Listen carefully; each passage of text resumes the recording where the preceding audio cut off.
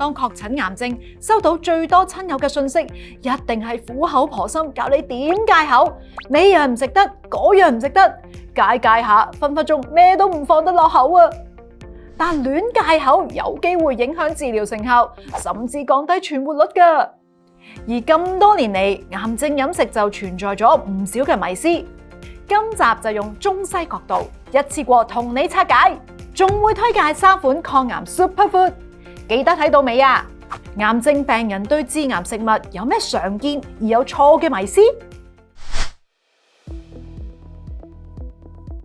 咁最常聽到咧就話唔好食雞，因為有好多嘅荷爾蒙，容易提升人體嘅雌激素水平，咁容易啲患癌嘅。咁但係喺正常情況之下食用咧，好多家禽咧佢都有一啲天然同埋好微量嘅雌激素。咁喺現階段咧都冇足夠嘅研究證明咧，喺正常嘅食用情況之下咧，食雞咧係會導致患癌嘅風險增加嘅。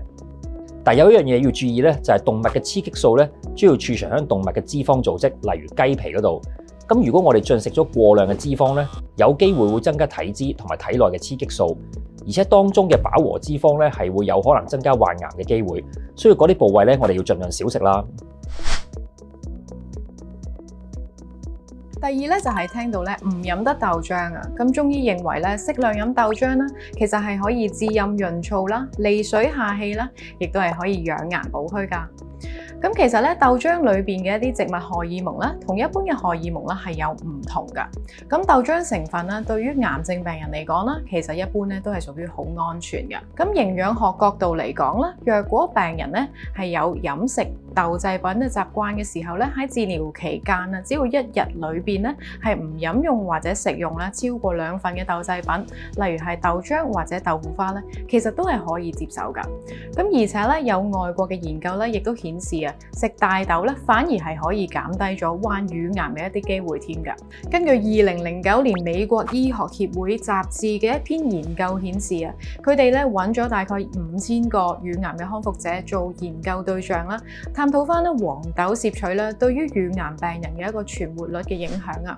佢哋將大豆異黃酮攝取量比較多同埋比較少嘅康復者做比較啊，結果咧係顯示咧治療後嘅一啲乳癌病人啦，食多咗黃豆嘅食品咧，係可以顯著咁樣減低咗乳癌嘅死亡率同埋復發嘅一個危險性嘅。咁癌症病人食多啲咩就有抗癌效果？對於癌症病人嚟講咧，西洋菜咧係有清熱潤肺啦、解毒利尿嘅功效㗎，同時亦都係可以增強正氣啦、抑制癌細胞嘅功效㗎。而且咧，西洋菜咧係有益健康嘅超級食物啊！英國修咸頓大學嘅科學家咧發現咗啊，每日食80 gram 嘅西洋菜咧係可以提升翻我哋血液入邊嘅一啲抗癌分子水平啦，同時咧亦都係可以抑制乳癌細胞㗎。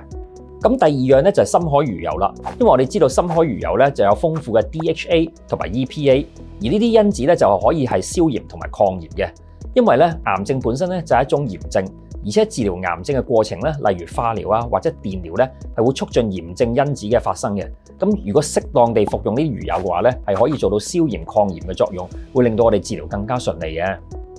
不過以上講嘅食物要做好嘅抗癌效果，一定要靠平日嚴格咁監控飲食，仲要食好大量先得，先可以抑制到癌細胞。有冇一啲方便啲嘅保健方法可以抑制到癌細胞嘅份量㗎？當然有啦，尤其係一啲醫藥級嘅雲芝保健品，有中成藥註冊，一方面質量有保證，二嚟又可以做到抗癌效果最大化。唔少病人同家屬咧都會諗辦法增強免疫力。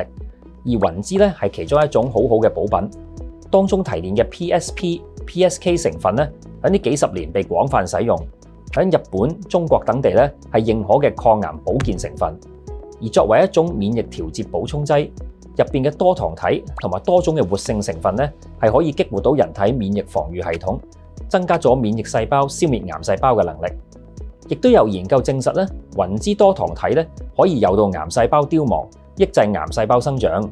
如果用雲芝做輔助治療咧，係可以提升癌症治療嘅成效嘅。喺中醫嘅角度啦，雲芝咧係屬於金平嘅，有增強免疫力啦、抗腫瘤啦同埋抗輻射等等嘅作用啦，亦都係可以抑制多種癌細胞嘅。咁近年咧，亦都有研究發現啦，雲芝咧係可以減輕電療同化療嘅一啲副作用㗎。